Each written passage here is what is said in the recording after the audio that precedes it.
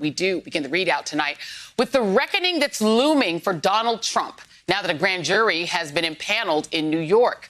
But first, let's revisit the curious case of Steve Bannon, Trump's former campaign strategist. Remember him? Scraggly hair, patchy face, bragged about making Breitbart the home of the white nationalist alt-right. In many ways, Bannon was the architect of the Trump iteration of the America First brand, the so-called economic nationalism grounded in anti-immigrant, back to the early 20th century working-class culture war politics that put Trump in office back in 2016. And he's capitalized on that accomplishment to become a leading voice of the extreme right. Last August, Bannon was arrested aboard a not-so-working-class 150-foot yacht off the coast of Connecticut and charged with conspiracy counts of fraud and money laundering. That's because he and some friends had allegedly schemed to defraud hundreds of thousands of donors, claiming 100% of their money would be used to build Trump's promised border wall that Trump had promised Mexico would pay for. Instead, the indictment says that Bannon and friends siphoned the money off for their own personal use, scamming Trump supporters to enrich himself.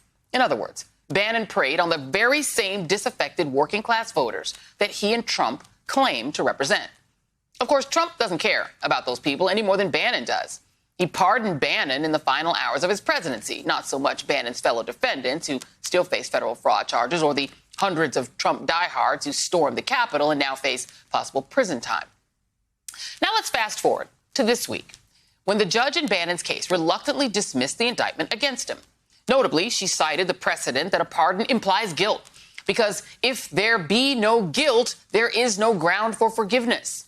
In other words, acceptance of a pardon may imply a confession of guilt. So yeah, Bannon scammed those Trumpers.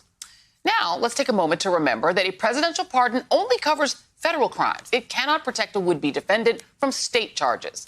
And it just so happens that a state probe of Bannon's alleged fraud still looms. The Manhattan DA, Cyrus Vance, reportedly picked up where federal prosecutors left off, along with New York Attorney General Letitia James, who teamed up on the case. Now, if that sounds familiar, that's because they've also been investigating Donald Trump and his company for criminal fraud. And as we reported last night, Vance has now assembled a grand jury to weigh potential charges. In other words, it's fallen on New York to not only clean up the mess that Trump's business left in his wake, but that of his associates, too. Now, we've known that Trump has long been a professional scam artist, even before he entered politics. The irony here is that had Bannon not been so successful running his 2016 campaign, Trump might never have been president and might not have attracted the kind of scrutiny that he's now under. By winning the presidency, which since Nixon has come with a tradition of showing your taxes, you might say he drew the eye of Sauron onto himself. At the same time, also thanks in part to Bannon's help, Trump has millions of fanatical cult followers who are willing to believe anything he says. Just consider that a majority of Republicans, 53% of them, believe the big lie that Trump actually won the election and that he, and not Joe Biden, is the true president of the United States. They've gulped down the Kool-Aid to become willing participants in Trump's grift. Their gullibility is now part of Trump's defense.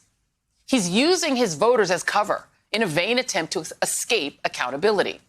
Reacting to the news of the grand jury last night, Trump said, quote, "This is an affront to the almost 75 million voters who supported me in the presidential election." Really, Donald? Because the potential crimes under scrutiny have nothing to do with the presidency. They arise from Donald Trump's private business dealings before he was even president. But that's the latest extension of the big lie that prosecutors and now the country must now grapple with in order to see that justice is done.